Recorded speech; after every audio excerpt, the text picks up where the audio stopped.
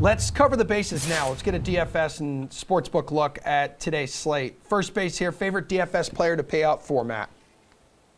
So I'm going to pick a player who only has 2 hits this season, but he's really good. I promise he's really good. And that's Ronald Acuña Jr., who's missed a lot of games this year.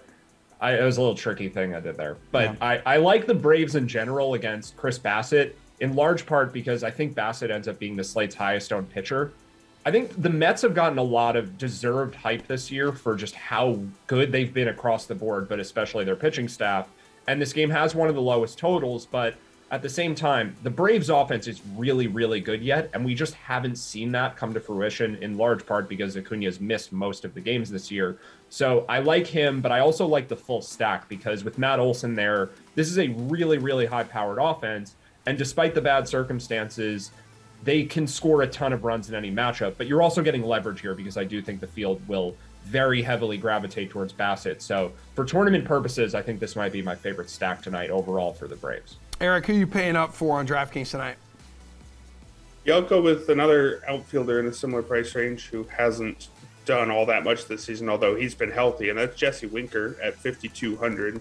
Hitting just 197 on the season with 0 homers.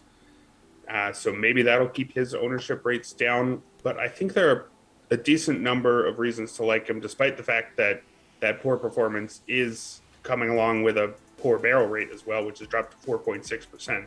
So he needs to hit better going forward, but I think he can. I mean, he's a guy who wasn't just good the last couple of years. He was an elite hitter, 945 OPS over the last 2 seasons. And this season, he's still seeing the ball very well, walking 18.1% of the time against just a 12.8% strikeout rate.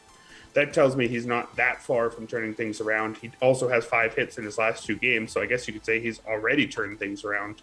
He'll get the platoon advantage here against Jake Odorizzi, who doesn't look like he really belongs in an MLB rotation anymore. 6 ERA through 4 starts, striking out just 13% of opposing batters while walking 11.6%.